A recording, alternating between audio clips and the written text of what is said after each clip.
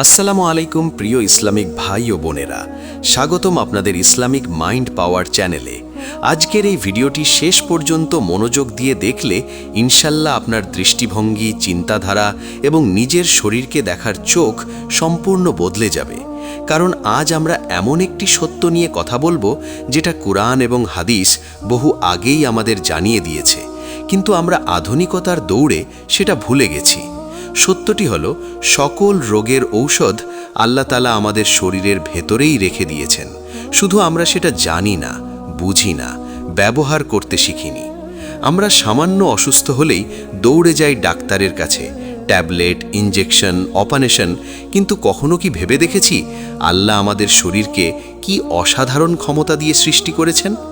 রাসূলুল্লাহ সাল্লাল্লাহু আলাইহি ওয়াসাল্লাম বলেছেন, আল্লাহ এমন কোনো রোগ সৃষ্টি করেননি যার ঔষধ তিনি সৃষ্টি করেননি। এই হাদিস আমাদের কি শেখায়? এটা কি শুধু বাহিরের ঔষধের কথা বলছে, নাকি এর গভীরে আরও বড় কোনো রহস্য লুকিয়ে আছে? কুরআনে আল্লাহ বলেন, আমি মানুষকে সর্বোত্তম গঠনে সৃষ্টি করেছি। এই সর্বোত্তম গঠন কি শুধু বাহ্যিক সৌন্দর্য? না, এর ভেতরে আছে এমন এক আত্মরক্ষা ব্যবস্থা, এমন এক হিলিং সিস্টেম, যেটা সঠিকভাবে জাগ্রত হলে বড় বড় রোগ নিজে থেকেই সেরে যেতে পারে ইনশাআল্লাহ। আজকের ভিডিওতে আমরা কুরআন ও সহিহ হাদিসের আলোকে জানব সেই 4টি গুরুত্বপূর্ণ বিষয়, যেগুলো বুঝতে পারলে আপনি উপলব্ধি করবেন কেন বলা হয় রোগের ঔষধ আমাদের শরীরেই আছে।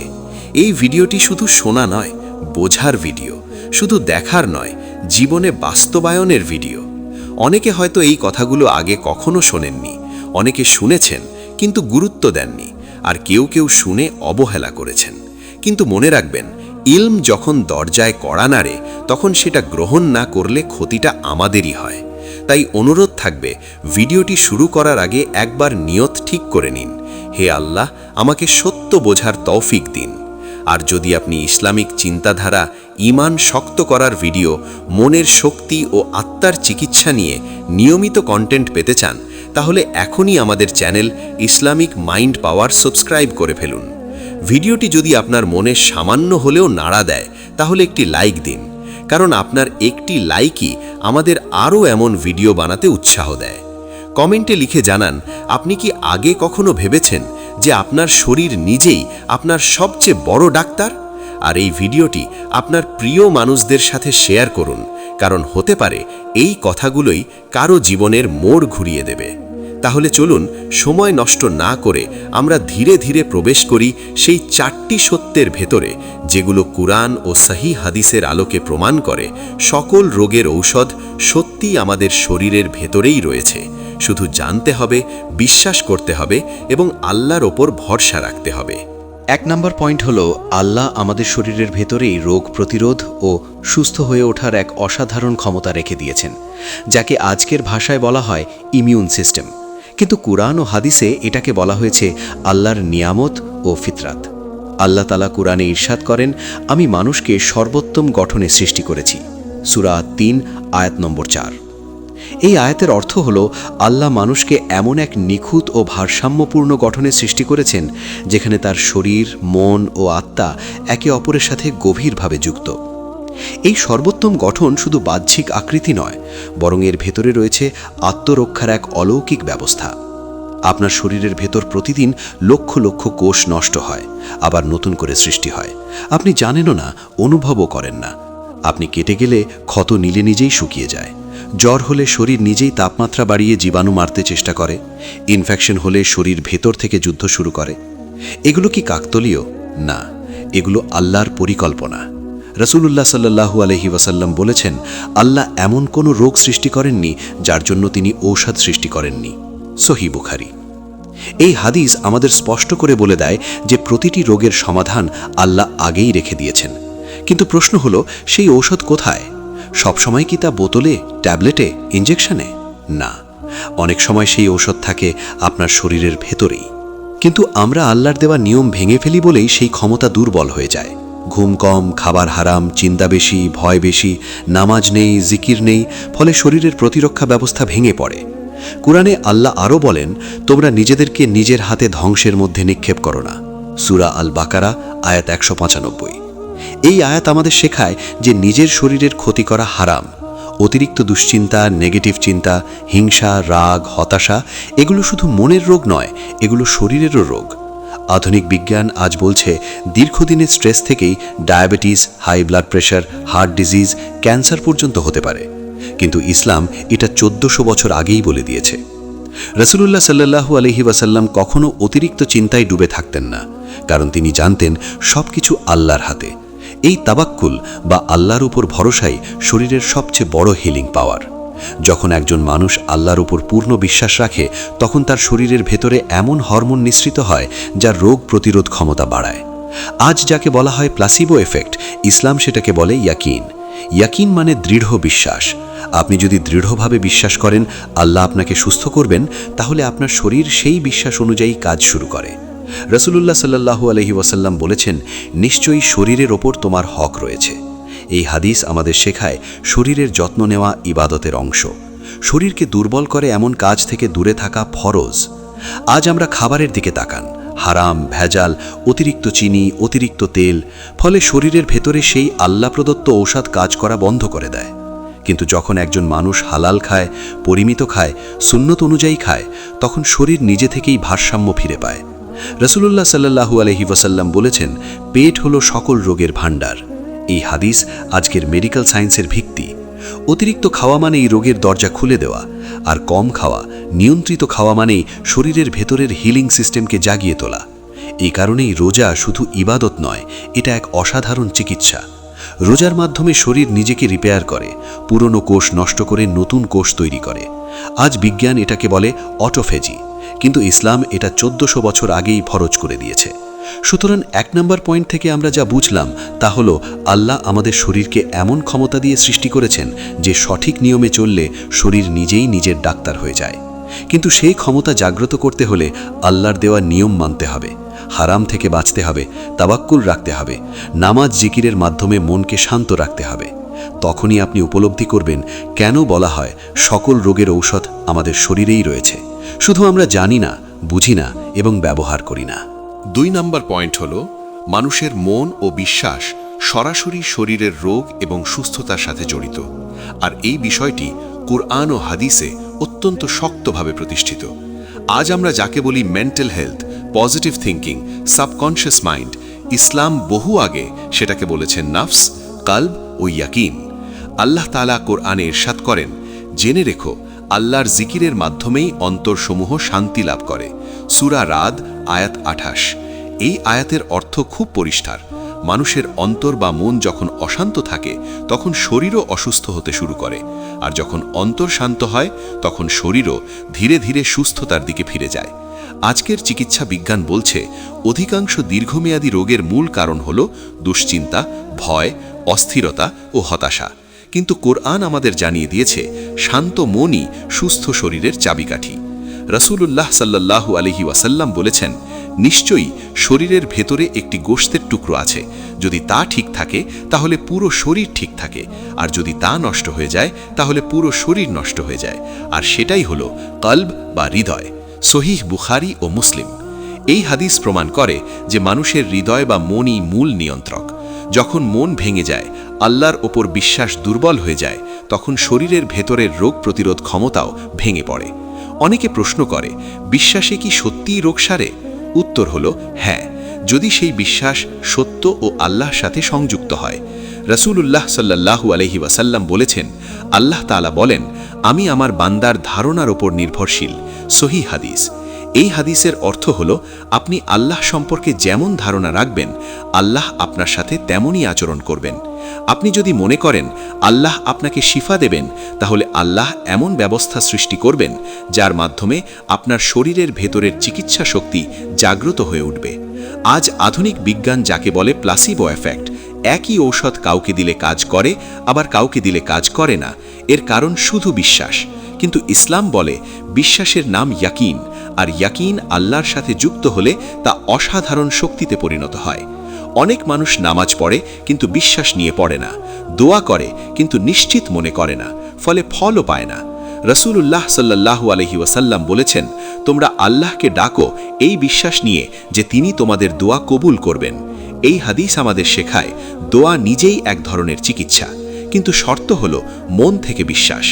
আজ আমরা দোয়া করি মুখে আর মনে রাখি সন্দেহ, ফলে শরীরের ভেতরের সেই অলৌকিক চিকিৎসা ব্যবস্থা সক্রিয় হয় না। কুরআনে আল্লাহ আরও বলেন, তোমাদের উপর যে কোনো বিপদ আসে তা তোমাদের হাতের কামাই। সূরা আশ-শুরা আয়াত 30। এই আয়াতের অর্থ হল আমাদের অনেক রোগ, মানসিক কষ্ট ও শারীরিক দুর্বলতা আমাদেরই চিন্তা, ভয় ও ভুল বিশ্বাসের ফল।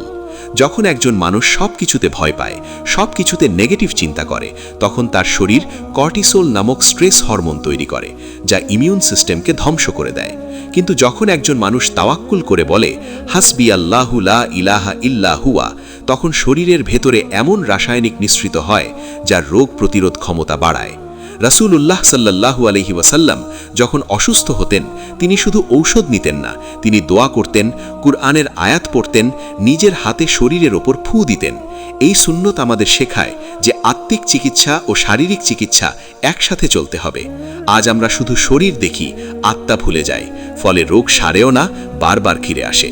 কুরআনে আল্লাহ আরও বলেন, আমি কুরআন নাজিল করেছি যা মুমিনদের জন্য শিফা ও রহমত। সূরা বানী ইসরাইল আয়াত 82। এই আয়াতের অর্থ হল কুরআন শুধু হেদায়েত নয়, এটা চিকিৎসাও। কিন্তু কাদের জন্য? মুমিনদের জন্য, যারা বিশ্বাস করে, যারা সন্দেহ করে তাদের জন্য নয়। অনেকে কুরআন পড়ে কিন্তু বোঝে না, অনুভব করে না, ফলে শিফাও পায় না। কিন্তু যে ব্যক্তি কুরআনকে আল্লাহর বাণী হিসেবে গ্রহণ করে, তার অন্তর নরম হয়ে যায়, চিন্তা কমে যায়, আর চিন্তা কমলে শরীর নিজেই সুস্থতার পথে হাঁটে। আজকের যুগে ডিপ্রেশন, প্যানিক অ্যাটাক, ঘুমের সমস্যা, এই রোগগুলো মহামারীর মতো ছড়িয়ে পড়েছে। কিন্তু ইসলাম বলে এগুলো মন ও বিশ্বাসের রোগ, আর মন ঠিক হলে শরীরও ঠিক হয়। রাসূলুল্লাহ সাল্লাল্লাহু আলাইহি ওয়াসাল্লাম কখনো ভবিষ্যৎ নিয়ে দুশ্চিন্তা করতেন না, কারণ তিনি জানতেন আগামীকাল আল্লাহর হাতে। এই মানসিকতা আজকের মানুষের নেই বলেই এত রোগ। সুতরাং 2 নাম্বার পয়েন্ট থেকে আমরা যা বুঝলাম তা হলো মানুষের মন ও বিশ্বাসই তার শরীরের সবচেয়ে বড় ঔষধ অথবা সবচেয়ে বড় বিষ। আপনি যদি আল্লাহর উপর ভরসা করেন, ইয়াকিন রাখেন, দোয়া করেন, কুরআনের সাথে সম্পর্ক গড়ে তোলেন, তাহলে আপনার শরীরের ভেতরের আল্লাহ প্রদত্ত চিকিৎসা শক্তি জেগে উঠবেই ইনশাআল্লাহ। আর তখনই আপনি বুঝতে পারবেন কেন বলা হয় সকল রোগের ঔষধ আমাদের শরীরেই রয়েছে, শুধু বিশ্বাসের দরজাটা খুলতে হবে। 3 নম্বর পয়েন্ট হলো আল্লাহ তাআলা মানুষের শরীরকে এমনভাবে সৃষ্টি করেছেন যে সঠিক সময়ে সঠিক নিয়মে চললে শরীর নিজেই নিজেকে পরিষ্কার করে, মেরামত করে এবং রোগমুক্ত হওয়ার দিকে ফিরে যায়। আর এই বিষয়টিকে ইসলাম ইবাদতের মাধ্যমে বাস্তব রূপ দিয়েছে। আজ আধুনিক বিজ্ঞান যাকে বলছে detox, reset, fasting, body repair, ইসলাম সেটাকে অনেক আগেই নাম দিয়েছে সিয়াম বা রোজা। আল্লাহ তাআলা কুরআনে ইরশাদ করেন, হে মুমিনগণ, তোমাদের ওপর রোজা ফরজ করা হয়েছে, যেমন ফরজ করা হয়েছিল তোমাদের পূর্ববর্তীদের ওপর, যাতে তোমরা তাকওয়া অর্জন করতে পারো।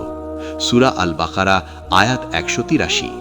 এই আয়াতের অর্থ শুধু আত্মসংযম নয়, বরং শরীর ও আত্মার পরিশুদ্ধি।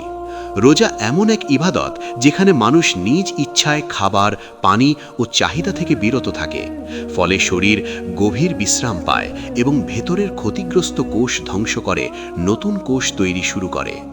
আজ বিজ্ঞান এটাকে বলছে অটোফেজি, কিন্তু ইসলাম এটা ইবাদত হিসেবে বহু আগেই আমাদের দিয়ে দিয়েছে। রাসূলুল্লাহ সাল্লাল্লাহু আলাইহি ওয়াসাল্লাম বলেছেন, রোজা রাখো, সুস্থ থাকবে। এই হাদিস খুব ছোট কিন্তু অর্থ খুব গভীর। রোজা শুধু আত্মিক নয়, শারীরিক চিকিৎসাও।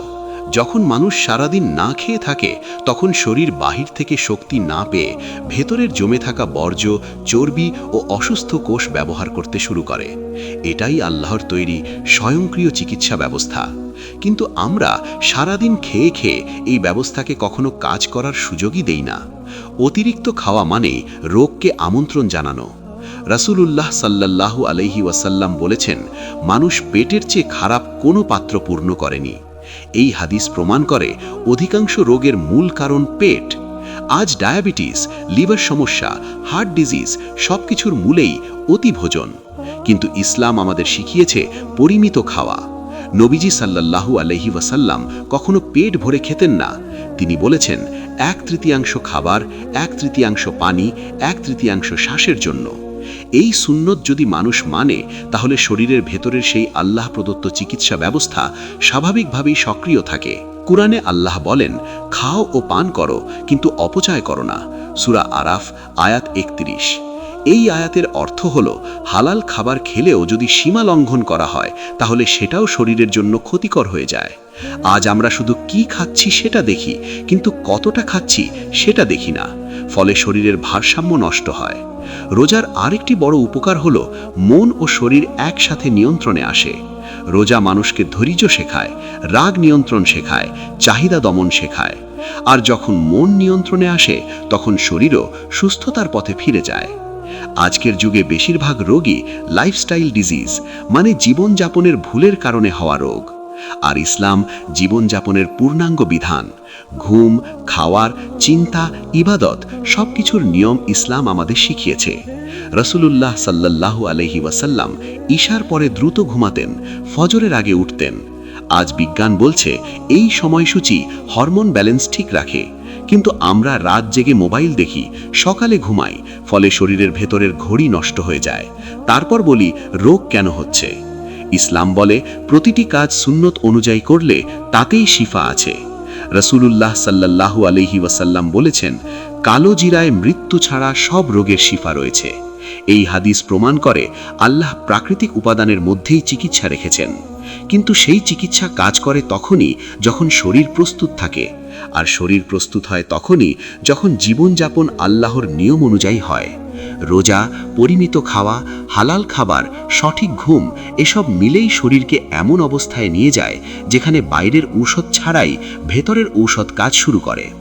আজ মানুষ রোজা রাখে শুধু না খাওয়ার জন্য, কিন্তু নিয়ম ভেঙে ইফতারে অতিরিক্ত খেয়ে ফেলে, ফলে রোজার প্রকৃত উপকার পায় না। রোজা মানে শরীরকে বিশ্রাম দেওয়া, আত্মাকে পরিশুদ্ধ করা, মনকে আল্লাহর সাথে যুক্ত করা। এই তিনটি একসাথে হলে শরীরের অলৌকিক চিকিৎসা শক্তি জেগে ওঠে। সুতরাং 3 নম্বর পয়েন্ট থেকে আমরা বুঝলাম আল্লাহ তাআলা আমাদের শরীরের ভেতরে এমন একটি স্বয়ংক্রিয় চিকিৎসা ব্যবস্থা রেখেছেন যেটা সক্রিয় হয় সঠিক জীবনযাপন ও ইবাদতের মাধ্যমে। আর রোজা সেই ব্যবস্থাকে জাগ্রত করার সবচেয়ে শক্তিশালী চাবিকাঠি। যে ব্যক্তি রোজার প্রকৃত অর্থ বুঝে তা পালন করে, সে ধীরে ধীরে উপলব্ধি করে কেন ইসলাম বলে রোগের ঔষধ বাইরে নয়, প্রথমে ভেতরে। 4 নম্বর পয়েন্ট হলো মানুষের পাপ, হারাম কাজ এবং আল্লাহ থেকে দূরে সরে যাওয়াই অনেক রোগের মূল কারণ। আর তওবা, ইস্তিগফার ও আল্লাহর দিকে ফিরে আসাই সেই রোগের সবচেয়ে শক্তিশালী চিকিৎসা। এই কথাটি অনেকের কাছে কঠিন মনে হতে পারে, কিন্তু কুরআন ও হাদিসে এটি অত্যন্ত স্পষ্টভাবে বলা হয়েছে। আল্লাহ তাআলা কুরআনে ইরশাদ করেন, মানুষের হাতের কামাইয়ের কারণে স্থলে ও সমুদ্রে বিপর্যয় প্রকাশ পেয়েছে, যাতে আল্লাহ তাদের কিছু কাজের শাস্তি আস্বাদন করান, যাতে তারা ফিরে আসে। সূরা রুম আয়াত 41।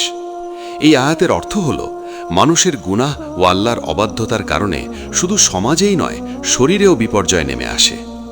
আজ আমরা যে অসংখ্য অজানা রোগ, মানসিক অস্থিরতা, হঠাৎ মৃত্যুর খবর শুনি, এর পেছনে শুধু খাবার বা ভাইরাসই দায়ী নয়, বরং আত্মিক অবক্ষয়ও দায়ী। রাসূলুল্লাহ সাল্লাল্লাহু আলাইহি ওয়াসাল্লাম বলেছেন, যখন কোনো জাতির মধ্যে প্রকাশ্যে অশ্লীলতা ছড়িয়ে পড়ে, তখন তাদের মধ্যে এমন রোগ ছড়িয়ে পড়ে যা তাদের পূর্বপুরুষদের মধ্যে ছিল না। এই হাদিস আজকের যুগের বাস্তব চিত্র। আজ ব্যভিচার, পর্নোগ্রাফি, হারাম সম্পর্ক, চোখের গুনাহ সবকিছু স্বাভাবিক হয়ে গেছে। ফলে নতুন নতুন রোগ তৈরি হচ্ছে, যার নামও আগে কেউ শোনেনি। কিন্তু মানুষ রোগের কারণ খোঁজে ল্যাবে, আত্মার ভেতরে তাকায় না। ইসলাম বলে পাপ শুধু আখিরাত নষ্ট করে না, দুনিয়াতেও শরীর ধ্বংস করে। হারাম খাবার, সুদ, জুলুম, অন্যের হক নষ্ট করা এসব শুধু গুনাহ নয়, এসব শরীরের ভেতরের বরকত ধ্বংস করে দেয়। রাসূলুল্লাহ সাল্লাল্লাহু আলাইহি ওয়াসাল্লাম বলেছেন, এক ব্যক্তি দীর্ঘ সফরে ধুলোবালি মাখা অবস্থায় দোয়া করে, হে রব, হে রব বলে, কিন্তু তার খাবার হারাম, তার পানীয় হারাম, তার পোশাক হারাম, তার দোয়া কিভাবে কবুল হবে? এই হাদিস প্রমাণ করে হারাম শরীরে ঢুকলে শুধু দোয়াই কবুল হয় না, বরং শিফাও আসে না।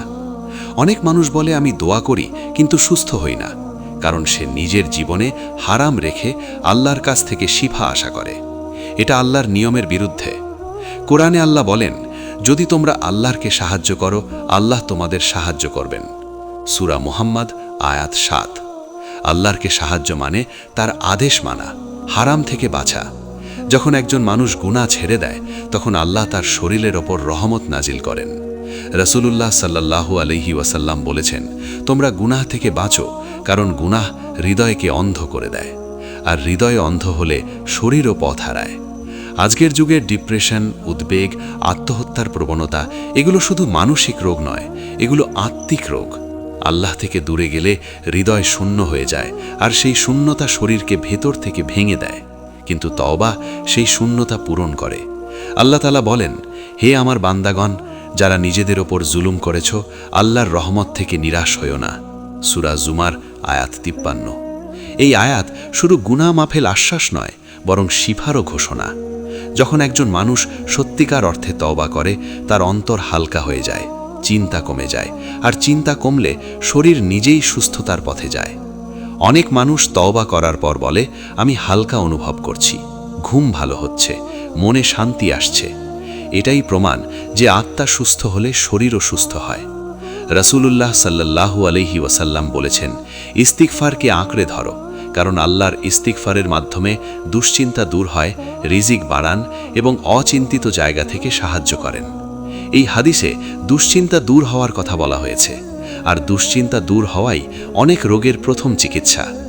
আজ মানুষ ঔষধ খায় কিন্তু ইস্তিগফার ছেড়ে দেয়, ফলে শরীর সাময়িক ভালো হলেও ভেতরটা ঠিক হয় না। ইসলাম বলে শিফা 3 স্তরে আসে: শরীর, মন ও আত্মা। শুধু শরীরের চিকিৎসা করলে পূর্ণ শিফা আসে না। তাই নবীজি সাল্লাল্লাহু আলাইহি ওয়াসাল্লাম অসুস্থ হলে ইস্তিগফার করতেন, দোয়া করতেন, সাদকা দিতেন। সাদকার রোগ দূর করে, এই কথাটি সহিহ হাদিসে এসেছে। কারণ সাদকা দিলে আল্লাহর রহমত নেমে আসে, আর রহমত নেমে এলে রোগ থাকতে পারে না। সুতরাং 4 নম্বর পয়েন্ট থেকে আমরা বুঝলাম, অনেক রোগের মূল কারণ বাহিরে নয়, ভেতরে। পাপ, হারাম ও আল্লাহ থেকে দূরত্ব শরীরকে দুর্বল করে দেয়, আর তওবা, ইস্তিগফার, হালাল জীবন ও আল্লাহর দিকে ফিরে আসাই সেই রোগের সবচেয়ে শক্তিশালী চিকিৎসা। যে ব্যক্তি নিজের জীবন সংশোধন করে, সে ধীরে ধীরে উপলব্ধি করে কেন ইসলাম বলে আসল শিফা আসে আল্লাহর কাছ থেকেই, আর সেই শিফার দরজা খুলে দেয় তওবা। আজকের এই ভিডিওর শেষ প্রান্তে এসে যদি আপনি একটু থেমে নিজের জীবন, নিজের শরীর এবং নিজের ঈমানের দিকে তাকান, তাহলে আপনি বুঝতে পারবেন আমরা কত বড় এক সত্য এতদিন অবহেলা করে এসেছি। আমরা ভেবেছি শিফা শুধু হাসপাতালের দেওয়ালের ভেতর, ডাক্তারের প্রেসক্রিপশনে, ট্যাবলেট আর ইঞ্জেকশনে সীমাবদ্ধ। কিন্তু কুরআন ও হাদিস আমাদের চোখ খুলে দিয়ে বলেছে, শিফা সর্বপ্রথম আল্লাহর পক্ষ থেকে, আর সেই শিফার দরজা আমাদের শরীর, মন ও আত্মার ভেতরেই খুলে দেওয়া হয়েছে। আজ আমরা 4টি বিষয় খুব পরিষ্কারভাবে বুঝেছি। প্রথমত, আল্লাহ আমাদের শরীরকে এমন নিখুঁতভাবে সৃষ্টি করেছেন যে সঠিক নিয়মে চললে শরীর নিজেই নিজের চিকিৎসা করতে পারে। দ্বিতীয়ত, আমাদের বিশ্বাস, চিন্তা ও মনোভাব সরাসরি আমাদের রোগ ও সুস্থতার সাথে জড়িত। তৃতীয়ত, ইবাদত, বিশেষ করে রোজা, পরিমিত খাওয়া ও সুন্নতি জীবনযাপন শরীরের ভেতরের অলৌকিক চিকিৎসা ব্যবস্থাকে জাগ্রত করে।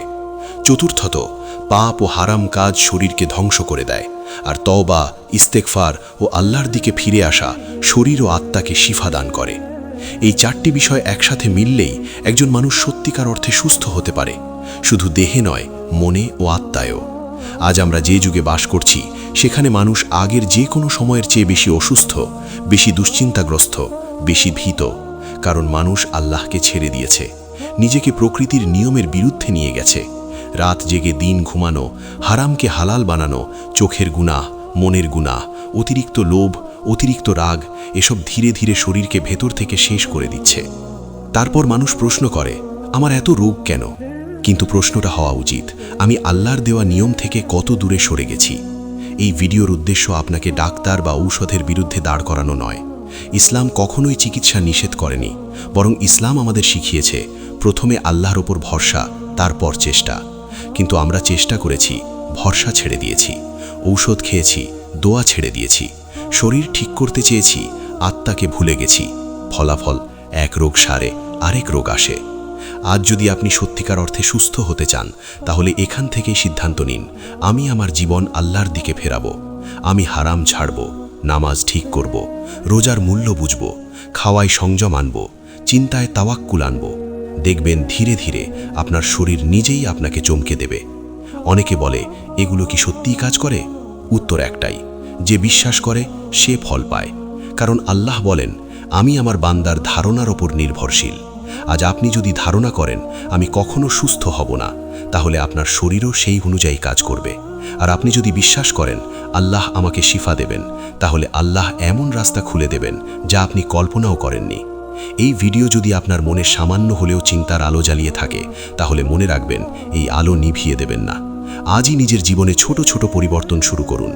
এক ওয়াক্ত নামাজ ঠিক করুন, একটা হারাম ছাড়ুন, একটা ভালো অভ্যাস শুরু করুন।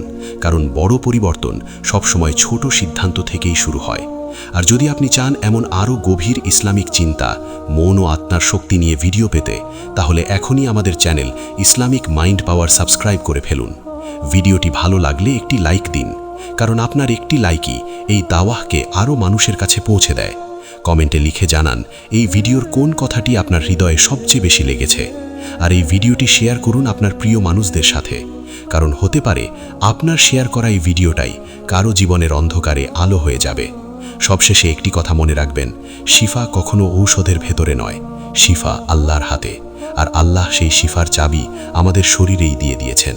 ইনশাআল্লাহ যে বুঝবে সে বাঁচবে, আর যে মানবে সে সুস্থ হবে।